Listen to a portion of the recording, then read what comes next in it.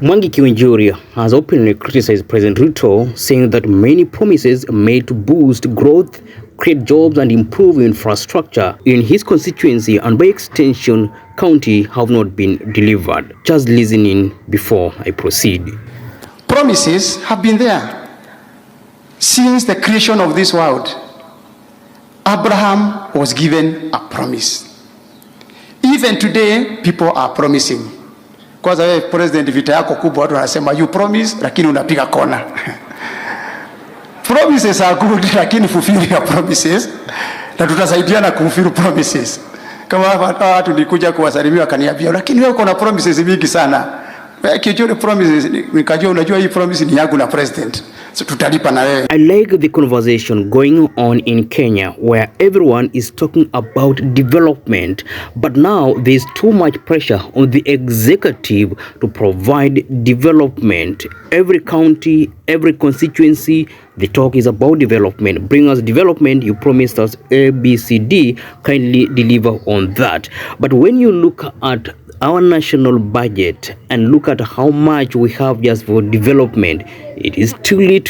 For financial year 2025-2026, our national budget is at slightly over 4 trillion. But out of that, about 700 billion was allocated to development, meaning a significant amount of that money is going to debt repayment or debt servicing. In this case, what do you see? You see that, okay, we want development, but we do not have enough revenue or we do not have enough money for that development. So at the end of it, because of too much pressure to meet such obligations, what does the executive have to do is to borrow more and more and more and more. So at the end of it, you realize that our public debt is increasing. However, when you look at development projects initiated or ongoing in Laikipia County, then you wouldn't see the need of Mwangi Kiunjuri complaining, because these projects that the national government is undertaking in Laikipia County are in billions. Let me break them down.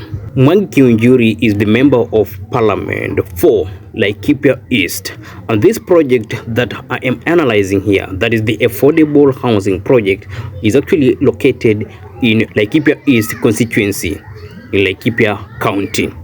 It is one example of the government's commitment to delivering dignified, accessible and sustainable housing under the bottom-up economic activity transformation agenda. The project was launched in January 2024 and right now the project is 95% complete. The remaining work, comprising civil works and landscaping, is progressing steadily, setting the stage for full occupancy in the near future. Once complete, the development will offer a total of 200 housing units designed to meet the diverse needs of local residents. The unit mix includes 60 studio apartments, 20 one-bedroom units, 100 two-bedroom units and 20 three-bedroom units. This project addresses the critical housing shortage in the region and delivers broad socio-economic benefits. It has become a major driver of local empowerment through job creation for artisans, laborers, and technicians drawn from the surrounding communities. It has also opened up supply chain opportunities for local businesses, providing building materials and services. Additionally, it has contributed to skill development, particularly for youth and women who have gained hands-on experience in construction and project support roles. What you've just heard is an update by Interior PS Dr. Raymond Omolo, and he tweeted this on June 11th. So right now we are in October. It's almost November, meaning the project could be nearing completion if it hasn't been completed. So this is a mega project. This is just for Laikipia East, Mwangi Kiunjuri's constituency. So what else does he have to complain about? Let's go on. This is another national project in Laikipia East, and I say this is Kiunjuri's constituency. On April 1st, 2025, Deputy President Kindiki was in Laikipia East, and this is what he tweeted.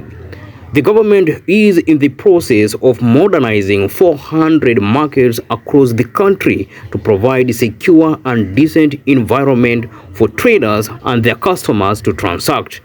Traders in Nanyuki town, Laikipia East constituency will benefit immensely from the modernization and expansion of their market at a cost of 350 million Kenyan shillings. Once completed, the market will accommodate more small-scale business people operating within the town, cold storage facilities for fresh farm produce to prevent losses and fetch better returns, and other amenities to improve the business experience for traders. I know you could be wondering, am I working for the government or what is happening here? I have focused on debunking what Kiunjuri said, that President Ruto has been making many promises and not fulfilling them. Here, my focus is to highlight the projects that are ongoing in Laikipia, especially Laikipia East.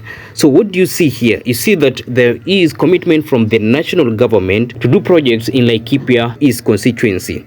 So that is already part of Mount Kenya, because when it comes to voting, they look at Laikipia as Mount Kenya. Look at these mega projects. So if you have to compare to other parts of the country, especially Western or Nyanza, okay, there is something going on, but you don't see this just in a constituency. So when Kiunjuri complains about the president not fulfilling the many promises he has made, and you look at what the government is doing in his constituency, you would ask yourself, why is he complaining? Because at least there is something going on. You know, when you look at education, when you look at affordable housing, when you look at ICT and many other sectors, the national government is doing something in his constituency.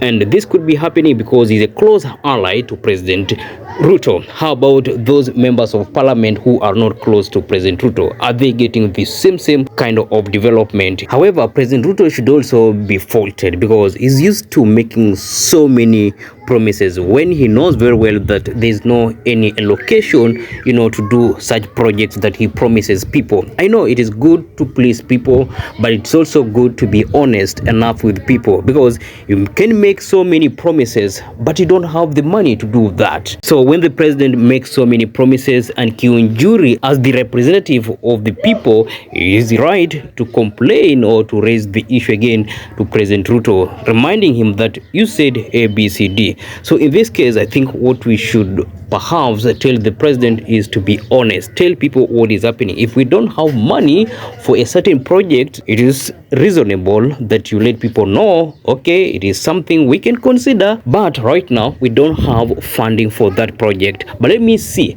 in the event we have funding for that project, we shall definitely do it. Nevertheless, moving forward, the politics of Kenya will be about development, because what people want to see are the following: roads, markets, you know, opportunities to create employment or opportunities to thrive and all that.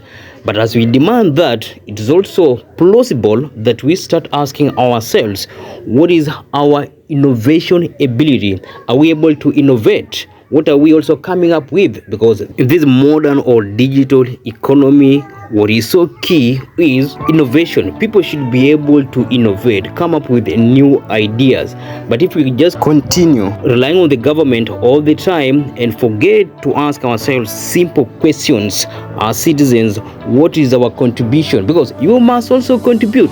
If today you come up with an innovative idea and you get funding for that, that idea alone can elevate Kenya to middle income economy. That is it. You know, when you look at economy like South Korea, look at Samsung, for instance. That was an innovation of the people. Just ordinary citizens innovated it, and today Samsung is a global product that is generating billions of dollars for the economy of South Korea. So that can also happen here in Kenya, that it is the citizens taking up the responsibility to innovate, and with that innovation we can create employment and demand more from the government, because we are paying taxes for service delivery. What do you think about this statement from Kiunjuri?